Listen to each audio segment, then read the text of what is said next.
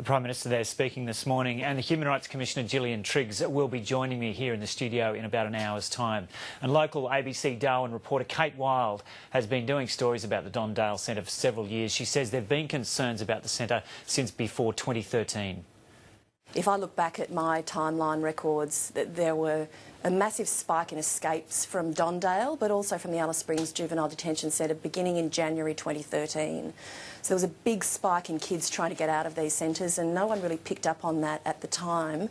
It wasn't really until the tear gassing incident in August of 2014 that people started to look backwards and think, why did things reach this fever pitch in that August night?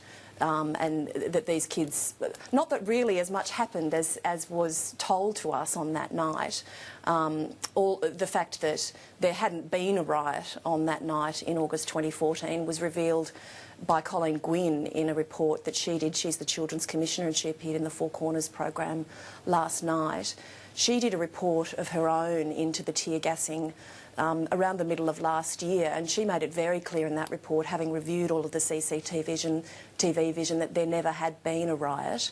But it was all of the furor around that event which closed down the old Don Dale, which started people focusing on that. But journalists in the Northern Territory, police in the Northern Territory, NGOs, lawyers, people interested in this area have been on to what's happening in Don Dale since well before 2014 even. And why hasn't anything happened as a result of that pressure? What has been the response of the Northern Territory government to those concerns that have been raised repeatedly? There have been two very consistent responses from the Northern Territory government over those years. The first has been nothing to see here. Really, there are no problems, we're dealing with them, we're addressing them. But well over the top of that response has always been this very strong message from John Elferink in particular, and also to a lesser extent from Ken Middlebrook, who was the Commissioner of Corrections up until late last year, that we're not to feel too sorry for the young men in particular, but for the young people in Don Dale, because these are bad kids, these are tough kids, they've done terrible things to people in the community. And we can't forget that, yes, these kids have broken into people's homes, they have stolen their cars, they have assaulted people, they have done some very serious things, some of them. But the emphasis politically that has been put on the character of these kids and the bad behaviour of these kids has pushed a really, really strong law and order line in the Northern Territory to excuse any allegations or any reports of poor treatment of these kids in Don Dale. And there is a culture, and has always been a culture in the Northern Territory, that we're a long way from anywhere, that we don't have a lot of independent bodies outside of politics to keep an eye on things or to take action when poor behaviour or poor policy or overlooking important serious issues happens. There's no one really in the Northern Territory to take action.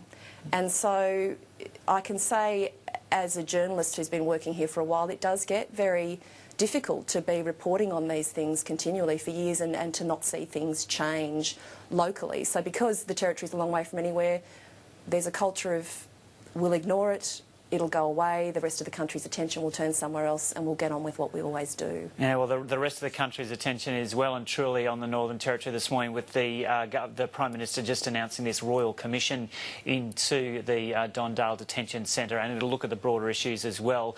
Does it feel, or what's the reaction been like up there? I know there's only just been this announcement, but does it feel like this could be a turning point? Massively. I have to say there's enormous shock at the call this morning. You can feel it even walking down the street. People are talking about it, people are amazed that action has come so quickly from the federal government and so decisively.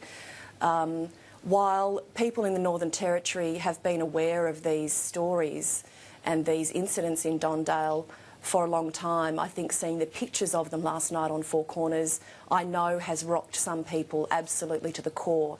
I had a phone call last night from a very senior bureaucrat who's worked in the Aboriginal medical space and and sort of Aboriginal home care sort of space for a long time.